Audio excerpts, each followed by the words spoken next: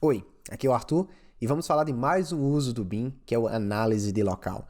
E para falar sobre isso, eu vou trazer outra metodologia, outra forma de trabalho que é fluxograma, para incrementar aí mais um pouco a nossa absorção desse conteúdo. A gente está trabalhando com várias formas, né? Slides, a gente trabalhou com mapa mental na última aula, temos um mapa mental para isso também, mas eu queria iniciar falando um pouco sobre análise de local. O que é análise de local? Isso é uma tradução, né? Site analysis. E pode levar a vários entendimentos, mas em geral é aquela etapa na qual nós tomamos a ação, a decisão de escolher qual vai ser a posicionamento e localização da nossa edificação, da nossa construção, de acordo com o terreno e as condições existentes. Então ela complementa aquela modelagem de condições existentes que a gente fez em etapas anteriores, para que agora a gente possa decidir, ter a tomada de decisão de onde será colocada a nova edificação. Isso vai levar em conta diversos fatores, seja o posicionamento do sol, localização, clima, tá? Onde é que eu vou colocar minhas janelas? Então isso pode impactar qual é a angulação daquela edificação, principalmente em locais que são mais frios, né? Como por exemplo aqui na Austrália, Estados Unidos, locais mais temperados, que a gente tem grandes variações climáticas, e é muito importante a questão de eficiência energética para quando chegar neve, quando chegar períodos aí de mais frio, geadas, essa edificação possa ser aproveitável, né? Então, eu vou dar um zoom aqui para a gente entender um pouco sobre esse fluxograma. Esse mapa ele nos mostra basicamente no topo a informação de referência necessária para cada uma das etapas, no meio os processos e abaixo a troca de informação que é feita em termos de arquivo, em termos de materiais que a gente produz através desses processos em cada um dos usos do BIM. Nós vamos ver lá na frente criar esses fluxogramas para cada um desses usos, mas eu estou trazendo isso aqui para que vocês comecem a entender como é que isso funciona, e aí quando a gente começar a criá-los, né, você já vai ter um pouco mais de familiaridade. Então, para iniciar, que é onde a gente inicia o processo, a gente tem a primeira informação de referência, a gente vê por essa setinha aqui. Então, a gente tem o primeiro processo, que é a análise de dados da área investigada. Que dados são esses? É exatamente os dados de investigação de campo, que pode ser, por exemplo, uma sondagem de campo, pode ser a própria topografia do campo, a modelagem de condições existentes que foi feita através do drone, né? Do voo do drone, ou fotogrametria. Então tem muita coisa que a gente pode levar em conta aqui. Então o que a gente vai fazer? A gente vai analisar esses dados da área investigada. Os dados estão ok, estão legais, eu posso utilizar isso? Beleza, então vai ter um responsável por isso, né? Então vamos para o próximo passo, que é selecionar o posicionamento das edificações existentes. Então nós vamos modelar todas as edificações circunvizinhas, as edificações existentes. Nós podemos fazer isso de diversas formas.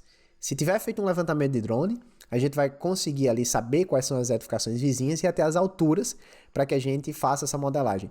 Se não, a gente pode medir em campo ou através de sistemas aí GIS ou BIM, né, de plataformas que cada prefeitura pode vir a ter.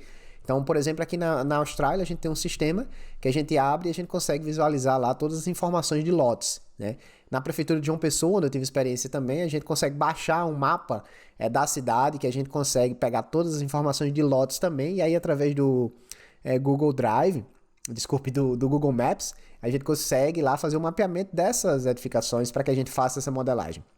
Se você trabalha de forma mais analógica, digital, aí vai depender de cada caso, mas esse processo é exatamente fazer a identificação dessas construções vizinhas. E por que isso é importante? Se você está fazendo uma casa pequena que não vai ser muito afetada por isso, talvez você não se importe com isso.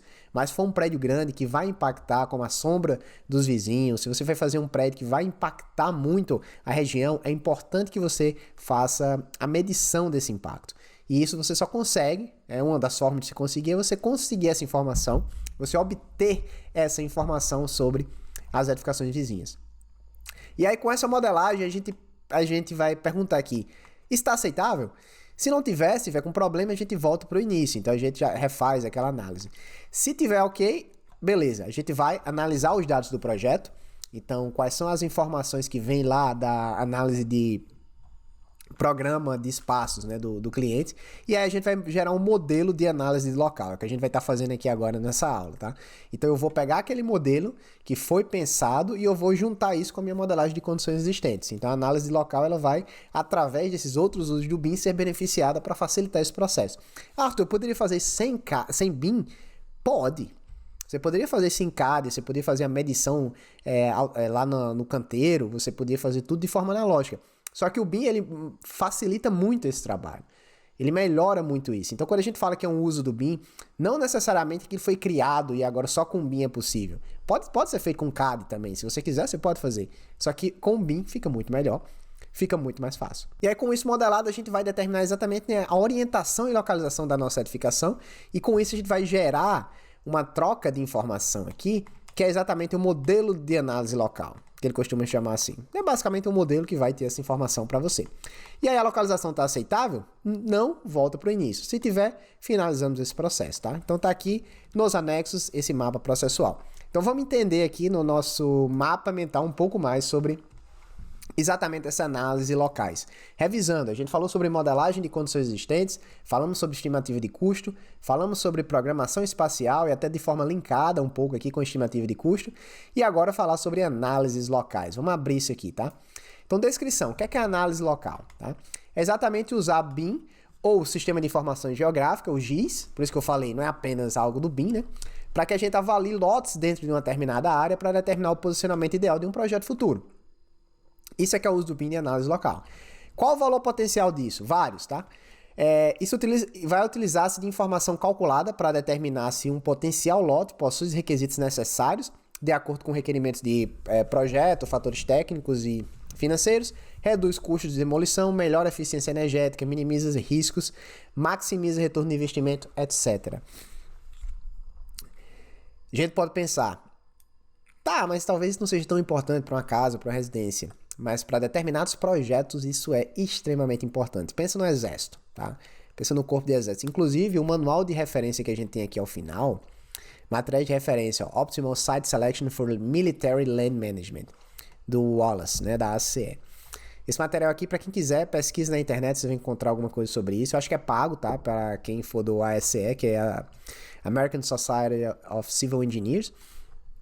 E nesse manual, ele fala exatamente sobre quais foram as dificuldades e entraves para que eles fizessem análise de posicionamento para edificações militares. E edificações militares são bem mais complexas, né? Imagina você fazer essa análise, por exemplo, para um galpão que faz ali armazenamento de produto nuclear. Ou então um galpão para academias de tiro, para treinamento. Você tem que ter uma análise muito importante, porque aquilo vai afetar muito tudo que está ao redor. Então, para isso, o BIM ele passa a ser, junto com o GIS, uma opção muito legal, principalmente quando estamos pensando em coisas grandes, tá? Continuando aqui, quais são os recursos necessários para isso, para a gente fazer esse uso do BIM acontecer? A gente precisa de informação GIS ou geográfica, no nosso caso a gente usou o drone, né, para ter aquele mapeamento, e precisamos de um software BIM de design autoral. A gente pode fazer a mesma análise aqui, só que utilizando uma topografia ao invés dessa informação que veio do drone, tá? Uma topografia que vem do topógrafo. E manipulação tridimensional precisa ser feito. Habilidades, manipular, navegar e revisar um modelo 3D e conhecimento e entendimento de sistemas de autoridades legais, códigos GIS, database, entre outros. Então é importante que você entenda os códigos também da prefeitura, por exemplo. É importante que se entenda os códigos daquela região, porque você não pode simplesmente fazer uma análise local e posicionar a edificação da forma como você quer. Existem recursos que precisam ser atendidos. E tudo isso, com certeza, vocês já sabem, principalmente o pessoal de arquitetura que trabalha diariamente com isso. Tá aqui o material de referência, tá aqui as informações principais, e a gente não está utilizando slide para esses dois últimos do BIM, porque é algo um pouco mais prático, né? A gente já colocou aqui a informação necessária, então vamos para o que interessa. É exatamente isso aqui que a gente vai fazer. A gente vai começar a trabalhar com arquivos linkados, então a gente vai utilizar um arquivo do Revit para topografia e um arquivo do Revit para arquitetura, para começar a trabalhar, colocar isso no posicionamento correto e ver como isso vai afetar a arquitetura depois. Então a gente vai aprender duas coisas nessa aula. Como fazer essa análise local, considerando as informações que nós temos. E 2, como a gente trabalha com arquivos linkados. Então, vem comigo. Vamos para o Revit agora.